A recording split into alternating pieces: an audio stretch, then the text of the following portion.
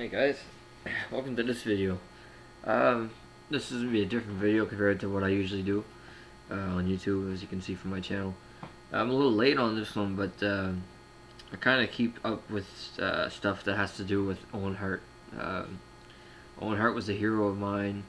I named my son Owen after Owen Hart. Owen Hart was always a big hero of mine growing up, and now I guess in this, I don't watch wrestling now. I stopped watching wrestling after Owen Hart died. I don't know who the fuck is the main people. I don't know anything about wrestling. I just heard that this WWE network or something is going to be showing the pay-per-view 1999 Over the Edge, where Owen Hart died in the ring. He died in the ring. People say he died at the hospital. He died in the ring. Like, I guess now some people are saying, relax. They edited it out or whatever to. And they at the beginning they put this is dedicated to Owen Hart, who passed away at this pay-per-view 1965, 1999. Still, I'm just going to give you a little bit of history about that pay-per-view and what I know about it. I'm going to give you my history about Owen Hart. I grew up on wrestling. I watched wrestling. Bret Hart was and Owen Hart. Owen Hart drove me fucking crazy at times. I remember renting pay-per-views when I was so young. And then they would end it with Owen Hart being the heel and turning on everybody, and he drove you crazy. You wanted to kill him yourself. Owen Hart was an amazing wrestler. He was a technical wrestler. He was awesome, man, and he could fucking make you mad. Like, I know I'm swearing right now, and that's the way I am. I talk a lot too, so you can see from some of my videos they can go to an hour. But anyhow. Owen Hart died on May 23rd, 1999, which was the Over the Edge pay-per-view. And it's kind of weird that the pay-per-view opened up with The Undertaker. I believe he was speaking about darkness will fall over the event tonight, and kind of like nothing will ever be the same. It's kind of set the tone. It was very eerie when you watch it back now. But, so yeah, that was May 23rd, 1999. I remember buying a newspaper in April, mid-April, I believe, early May. I forget. I haven't put it away with my Owen Hart collections. It has Stu Hart in the middle and Owen and Bret on each side, talking about the history of the Hart family with wrestling and such. And it's like, cool. Yeah, I'm glad I got to get this because they're in Calgary and I'm in New Brunswick. They're in Alberta and I'm in New Brunswick. So I'm here in Canada and they're on the other side of the world almost for me. So it was cool to get that, And now I'm going to give you a little bit of my history and how I found out about Owen Hart's death. I believe it was, I always thought it was Friday, May 21st, but it really was Thursday, May 20th.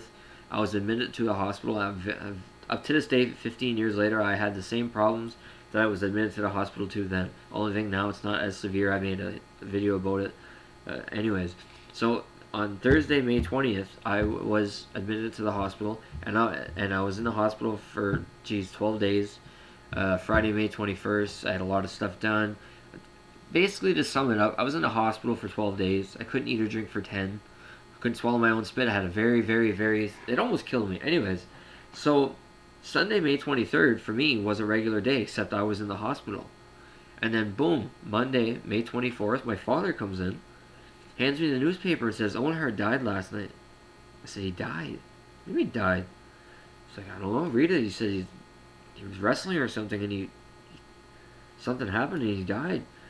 I remember looking at the newspaper and it was my province's major newspaper and they were talking about it. And I'm like, as I'm reading this and what happened, and even then, they were saying Owen Hart was 34 or 33, and it's like they had some facts wrong that I learned later. But then I remember crying. I cried. I couldn't believe it. Owen Hart. I was in a state of the fact where I was almost dying with this illness I had, and here I am reading about one of my childhood, May 23rd, 1999, I was 16. I turned 17 that December. So I was 16 years old, in a very bad situation myself, but here I was finding out that one of my personal heroes had died in a way that should never, ever have happened, ever. So I cried. I couldn't believe it. And back then, there was, no cell phones. The internet was 56K modems. There was no YouTube. There was no MySpace. There was no nothing WWF. It was WWF back then or whatever. You know, the internet was slow for everything. You couldn't get information like you can get now. I mean, technology since then, 15 years later, hard to believe it's 15 years. You know, now you want something, you find it like that. You know, you go to Wikipedia, you go to YouTube, you'll see whatever you want. I'm sure you can watch the entire pay-per-view of Over the Edge on YouTube, I'm sure. I have a copy of it on VHS that I bought it probably 12 years ago, back before YouTube and all that existed. So, finding out about Owen Hart's death was a shock to me. It's a very harsh shock. I mean, I still have some of his action figures still mint in the box because I loved him so much, and he was such a perfect. I loved Owen Hart so much to the point that when my wife and I were discussing names for my son when he was born in November 2011, I said, "How about Owen?" I said, "I loved Owen Hart, and I loved the name. We loved the name, so we named my son Owen." So I named my son after Owen Hart.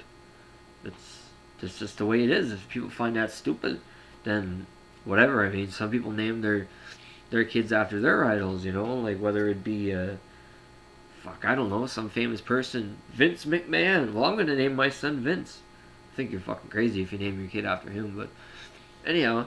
So I watched the next day. I watched the Raw is Owen, you know, in St. Louis, Missouri, or whatever, with my mother. Here I am, sick, you know, not eating, not drinking, 4 days in, having this. Me and my mother watched in this room, but nothing else in it except the TV.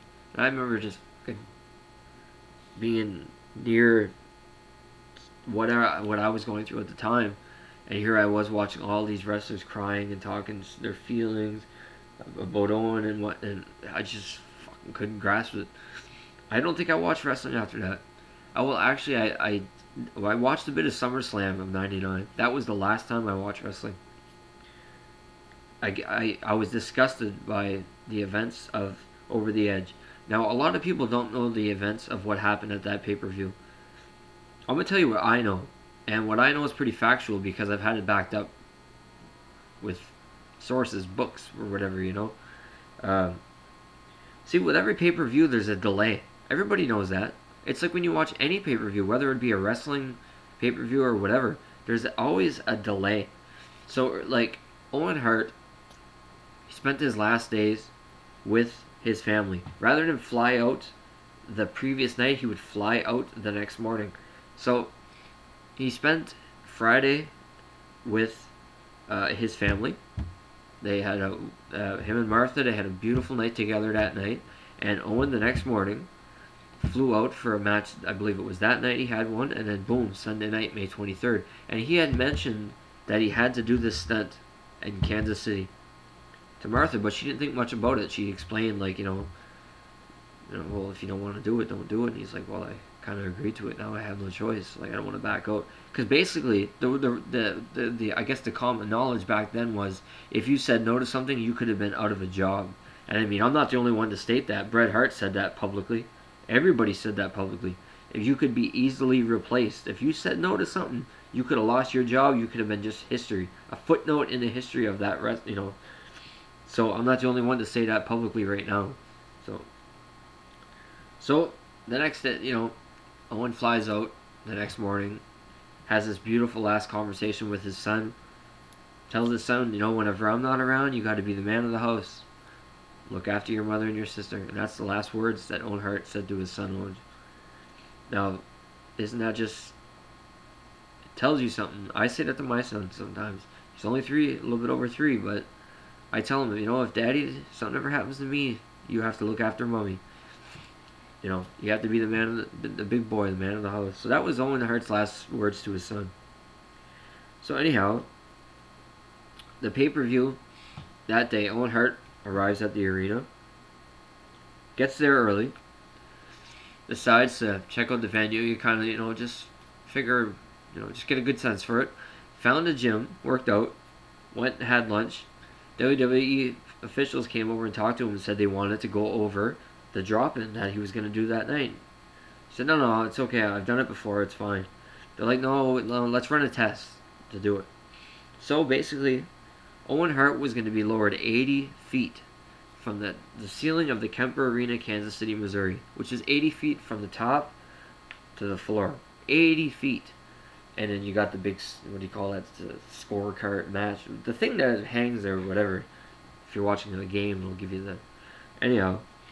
So basically, Owen Hart did it once, and the whole thing for that moment was for Owen Hart to be lowered into the ring, disconnect himself really fast, walk forward 2 steps, and trip and fall. That was the entire thing that they wanted for Owen Hart for that descent, was for him to walk a few steps and trip and fall, because he was this Blue Blazer gimmick character superhero. He actually debuted in the WWF whatever as the Blue Blazer. It's kind of weird. He debuted as the Blue Blazer, and he fatally died as the Blue Blazer, playing this gimmick that, from different accounts, he hated it. He felt it was being a mockery. He was so much more than that. Owen Hart never won the world. He was always the Intercontinental or the tag team, but he was never the world championship or whatever, the fucking belt stuff.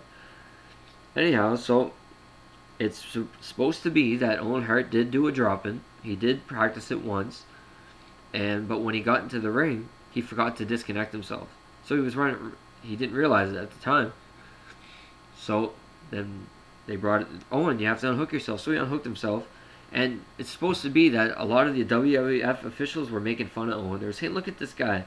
Look at him. He's going to drop in like a fool, looking, flapping like a bird type thing. It's supposed to be WWE officials were laughing at him. Like, they're making fun of him. And there's supposed to be some wrestlers watched him come down. Nothing happened. They figured everything was safe. So, later on, I guess, Owen he stalled. He didn't want to do that stunt. He did not want to. Wrestlers said before that he had a harness. He was in the locker room. He threw it against the wall. He was saying, why can't I just focus on the match? Why do I have to, and they're just like, and people were joking with him, I hope that rope don't break. Don't worry, you'll be okay. It'll be all right. Don't worry about it. And the plan was for not only Owen to descend into the ring, but him and a midget, a dwarf, whatever. I don't mean to say the wrong word. Him and another guy named Max Minnie were supposed to be lowered together into the ring. But Owen Hart had said, I got enough to deal with dropping myself into the ring, let alone having to worry about dropping somebody else into the ring. So Owen was supposed to get to the ring, into the arena beforehand, so they could both drop in together. But basically, Owen Hart stalled so he wouldn't have to do that. So by Owen Hart stalling to do a second drop in, he saved that guy's life. Because if it would have been, boom, at the pay-per-view where Owen dropped in, they both would have fell to their death. So basically, Owen Hart saved that guy's life. And I guess he couldn't speak English, so it would have been just like, Owen Hart dropped, yeah, you couldn't communicate. The person that they hired to do this drop-in claimed to be the guy who did the drop-in for Sting at the WCW at the time. He claimed to be the guy who overseen all Sting's drop-ins. He coordinated everything. Turns out that this guy was just some rigger. Just some random rigger in the business that basically nobody ever heard of.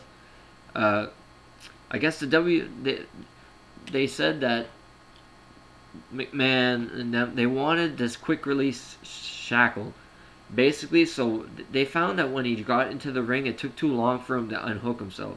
So they wanted to use this clasp, I guess you could call it, but which later was found out that it was used for the quick release of mass on a sailboat. It's a spinner thing. It opens under pressure. So basically, they wanted to lower Owen in, by a harness. First of all, his harness that he was wearing wasn't a harness that was made to be lowered. It would be, if you were doing stunts, to be dragged. Had nothing to do with being lowered. They had the wrong vest on him, which he didn't know that. I mean, think about it. He'll be like, oh, well, he should have known better. He shouldn't have done that. Think about it. He was working for a multi-million dollar, billion-dollar company. Why would he think that his safety would have been in jeopardy? He probably figured he had the best guy right there to lower him in. Why would his company that's supposed to protect him from any danger or liability, why would he have had any reason to doubt who was going to lower him into that ring? He probably figured he had a guy worth $1 million going to lower him into that ring and make sure he was safe.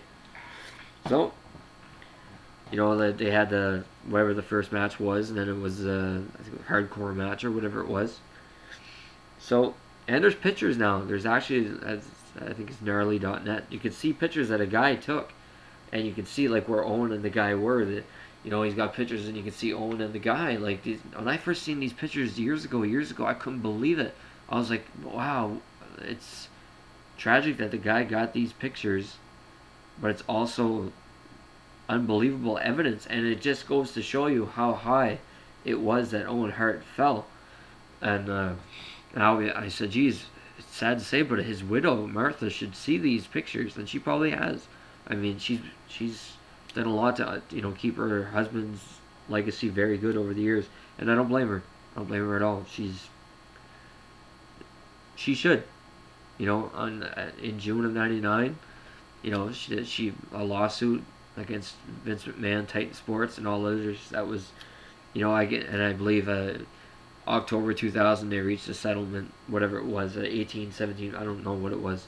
But anyhow, this guy who was a rigger, basically, was somebody that was agreeing to do the drop-in for Owen with this quick release snap shackle, I think is what they call it. I can't quite remember the name. He was willing to do it with that. So basically, Owen Hart was near the top, put on a mask, put on a jacket or whatever, still disguised as a blue blazer, put all this stuff on and walked amongst the fans so he wouldn't be recognized, walked to the area where he had to walk up to the catwalk. So he had to climb up this ladder and walk over a catwalk that might have been this, rickety. Martha Hart said it herself. She walked the same catwalk and looked down where Owen fell. It's in her book, Broken Hearts, The Life and Death of Owen Hart. And if you want to know what went on, read that book. That's how I'm getting my information. And it feels like you're right there when you're reading that book. So basically, Owen Hart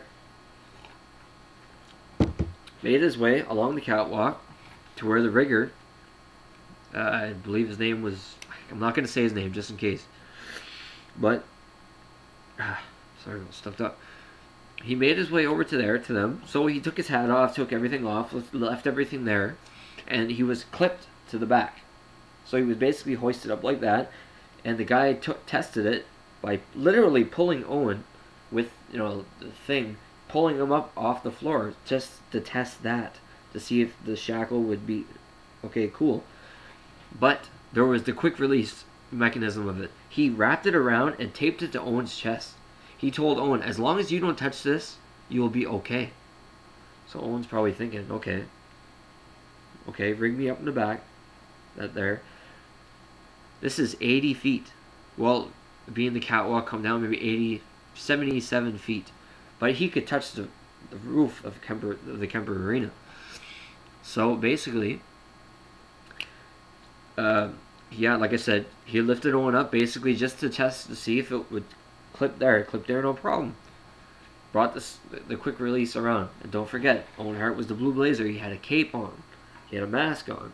So basically, he lowered, Owen stepped over the railing, got lowered down a little bit. Basically, his shoulders were level with the catwalk.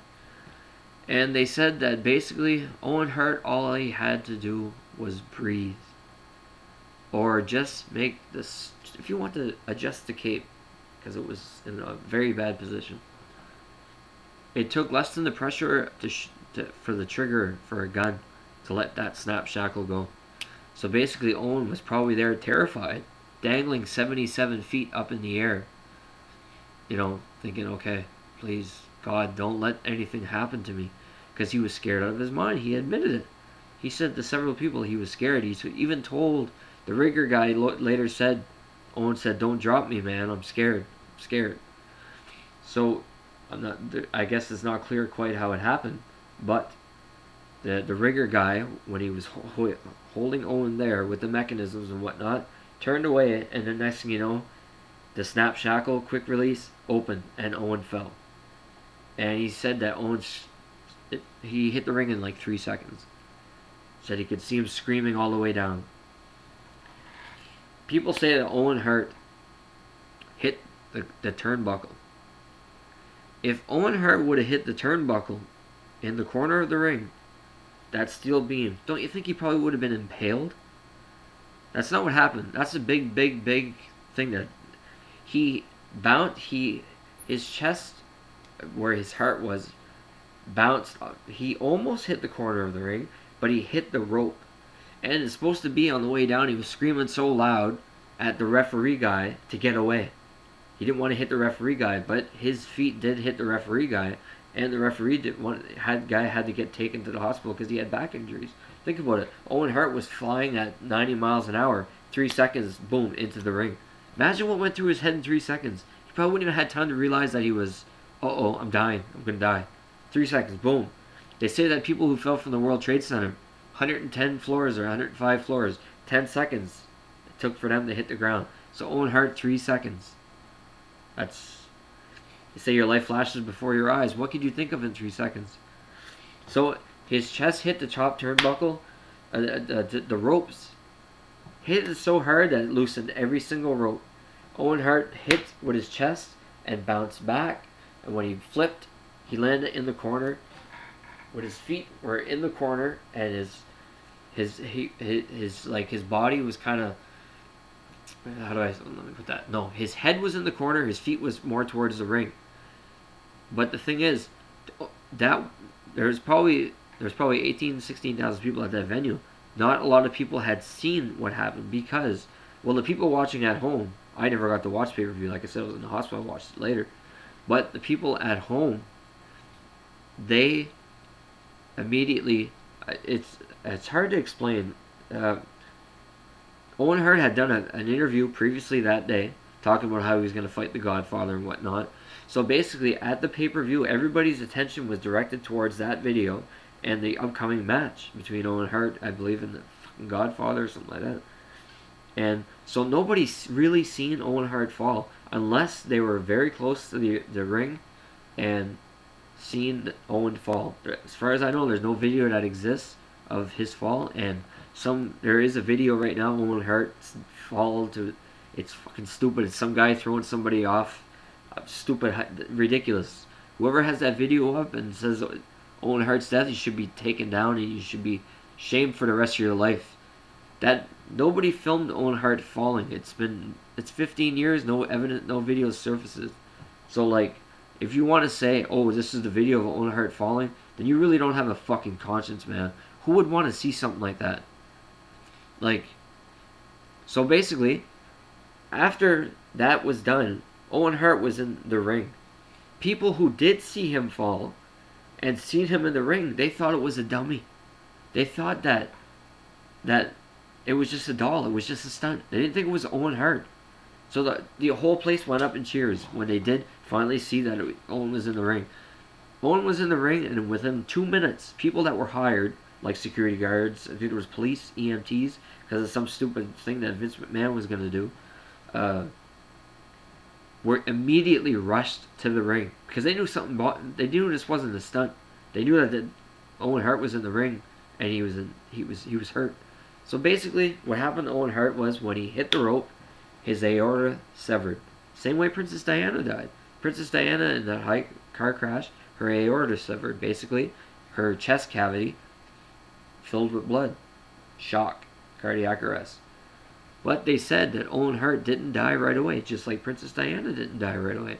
So Owen Hart laid there in the ring, and eyewitnesses say that he tried to get up, almost like somebody doing sit-ups, trying to get that last one. They said that he tried to sit up, but boom, he collapsed back. And basically, all attempts to revive him, he had a faint heartbeat. He didn't completely flatline, but they worked on him, and they worked on him, and they worked on him, they worked on him in the ring.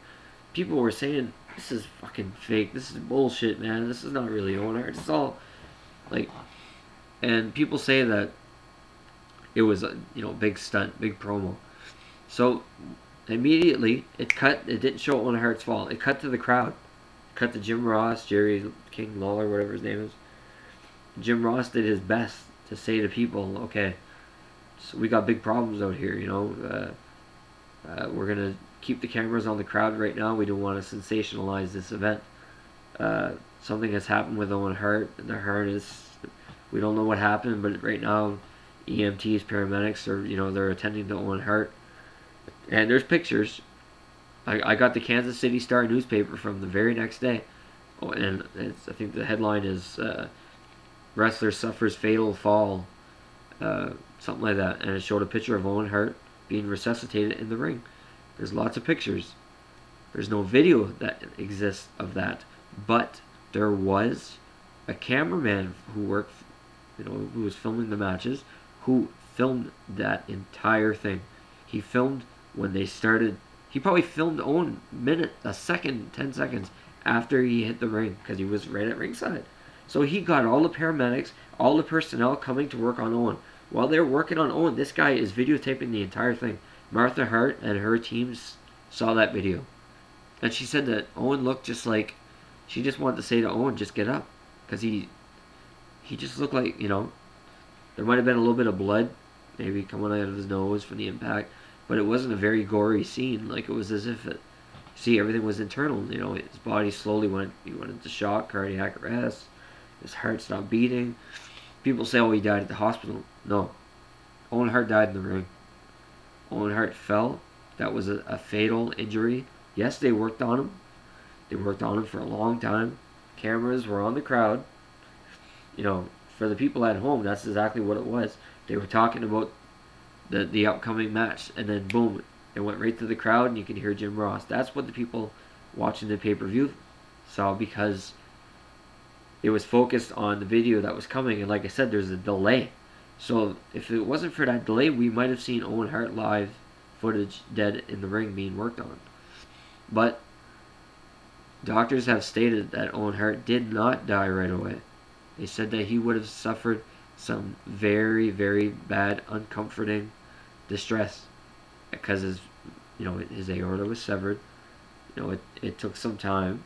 He would, for his body, basically the blood in his body just flooded his body, his chest cavity especially, with blood. So that would immediately lead to shock. Owen Hart was laying there unresponsive until they worked on him. He tried to get up, but that was it. When you look at pictures of Owen, they put him on the spine board. His arm is just hanging. He's white as a ghost. You know that Owen Hart is dead right there, and that's the reality of it. I've watched that pay-per-view a million times. It's obvious that you don't see any video of Owen being worked on or nothing. You just see pictures. But those pictures can tell you a story. So basically, all the wrestlers had heard about what had happened to Owen backstage. They all wanted to run out and help, but a lot of their mentality was, if we run out and help, people are going to think this is fake. So despite everything, we can't go out. It was pandemonium, but there was an ambulance there because something to do with Vince and a broken leg. They had filmed earlier to be used later on in the event. So basically, they brought Owen, still resuscitating him, doing everything they can to get him back. They brought him backstage, and wrestlers like Deborah, Jeff Jarrett, they were going on right after that match that Owen Hart had. And they were shocked and disbelief, not knowing. I mean, you got to give Deborah and Jeff Jarrett credit. He said, Owen, I'm praying for you, buddy. Think about it. Jeff Jarrett and Owen Hart were tag team partners, everything. Like, their whole, he's trying to keep, what he's got to do, his professionalism, but he also has to be a human being and be, Owen, I'm praying for you, buddy. But then he has to go into his ring persona and talk, and Deborah's crying, and everybody's freaking out.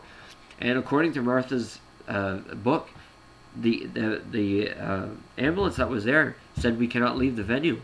We were contracted for this ambulance to be here tonight for this event.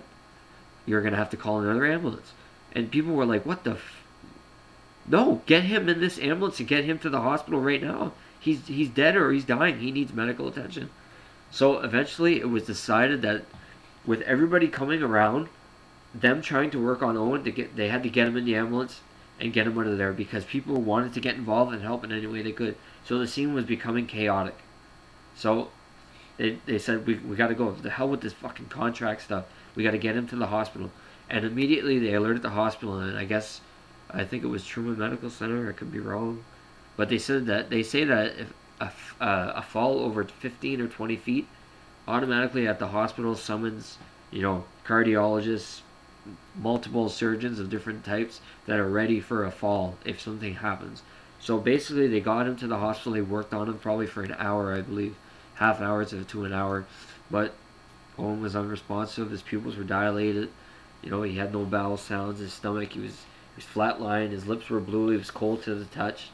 So basically, Owen Hart was pronounced dead at the hospital. Uh, an hour and something after the fall, which seems crazy, but I don't care what anybody says. Owen Hart died in the ring. He hit that top turnbuckle. Boom. Landed on the mat. Doctor said, he didn't die right away. He might have had about 30 seconds, 40 seconds of, coma-like symptoms or whatever, sudden, slow death. And they said he would have experienced pain. And that was a big thing in the lawsuit, that he did experience pain. He didn't die right away. So Owen Hart's death was ultimately cruel. So then I was just watching a video a while ago saying that whatever it is, WWE Network is going to release well, they did. People are saying, relax, man. They edited out all the Owen Hart stuff, And at the beginning, they said this is dedicated to Owen Hart, who tragically passed away at this event. That's fine. It's nice that they did that. But I don't think you can still just erase the fact of all the Owen Hart stuff. After Owen Hart passed away at that venue, do you think that all those wrestlers were the same? Jeff Jarrett had to go out and wrestle Val Venus and that fucking manly looking fucking thing he was with. They couldn't be the same. Nothing was the same after that. Every wrestler, they all, you know what I mean? Like, Owen Hart just died in the ring and I have to go out and perform? How am I supposed to perform? I'm a human being. I have feelings. Like Mark Henry the next day. When they all came out, all the wrestlers came out, he was crying. He read a poem. Like, he was devastated. Mark Henry, that he sticks with me, and Jeff Jarrett crying, and Deborah. It's just, the next day, it's just they turned it into a tribute for Owen, which was very nice that they did that, but I also think it was kind of a ratings thing. And who knows, right? Because a lot of things went wrong in what happened to Owen Hart. It should never have happened. All the wrong mechanisms were used. All the wrong circumstances. Everything that happened was just bad. But, like I said, Owen Hart was working for a multi-million, billion, whatever dollar company. So why would he think that his safety was at risk? Probably thought nothing. Another thing too, on his way down, Owen actually hit that middle thing. He had a laceration on from his elbow, about from here to here. Basically a laceration that cut right through to the bone. But that wasn't a part of when he landed in the ring. That was minute. They didn't care about that. They wanted to revive him. So Owen Hart almost landed on that scoreboard thing, but his arm hit it on the way down, and then he fell to the ring. So there's I could go on forever about all the circumstances and everything revolving around Owen's death. And I know that his wife, she's doing everything she can to keep Owen's legacy and his his memory dignified. He wasn't some risk taker or whatever. People said he was a family man. He was the best father ever. He talked about his kids all the time. He loved his kids, and I mean, his son was 7, I believe. His daughter was not yet 4, so she probably barely remembers her father, which is very sad. Because Owen Hart, by all accounts, was a very nice, loving father and husband. And over the years, what has happened with, I've heard lawsuits and whatnot. I don't follow it. All I know, I actually had sent a letter to the foundation, the Owen Hart Foundation, telling Owen Hart, Martha Hart, the story about how I named my son after her husband, and my circumstances and how I found him, whatnot. And I just said, I want you to know that Owen Hart was a hero of mine. And anyhow, I don't think she ever really read my letter. I had to keep going after them, saying, did Martha happen to read my letter? I just want to show her that, here we are, 10 years, 11 years after your husband's death, he's still being honored. I named my son after your husband. But then I got a reply from somebody who worked there saying that Martha said thank you for supporting the foundation and your story.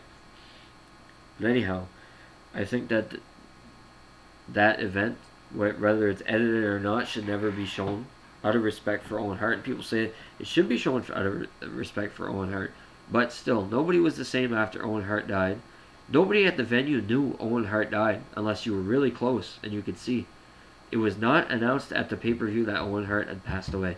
People who left the venue that night only found out that night on the news that Owen Hart was indeed the person who was in the ring being worked on by the paramedics and whoever else that was there, the officials.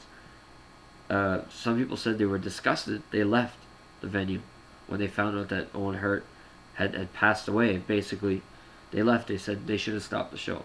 Other people say there would have been a riot. Owen would have wanted the show to go on. Would you honestly want the show to go on whenever your colleague, friend dies? No. Out of respect, let's shut this down right now. The well-being of this man needs to be honored. That's my opinion. Everybody says maybe I'll get 100,000 responses to this saying, you know what, relax, they dedicated it to Owen, Still, I think that, after Owen Hart's death, nobody was the same. How can you be the same? Your colleague, your work, your friend just died in the ring you're about to go wrestle in. So every wrestler was different after Owen Hart's death. Can you blame them? So I think that if they would have left this pay-per-view or whatever out of their whatever, a lot of people wouldn't have cared. Because maybe show a match or two, maybe, but don't release the entire pay-per-view. Because, Owen Hart, died at this pay-per-view. And I probably could have said 100 more things, but it's just sad. It's really sad. So I think they should leave this one out. But apparently they released it and they dedicated it to Owen. Fine, they owe him that. Owen should never have died the way he did. It should never have happened. And it's tragic and it's sad. And I'll always remember Owen Hart and I'll remember everything. But I'm a little late about finding out about this. But anyhow, so I think if they would have left this pay-per-view out, not many people would have complained. So I'm sure Martha and, they try to keep his memory alive. So, rest in peace, Owen. Miss you a lot, buddy.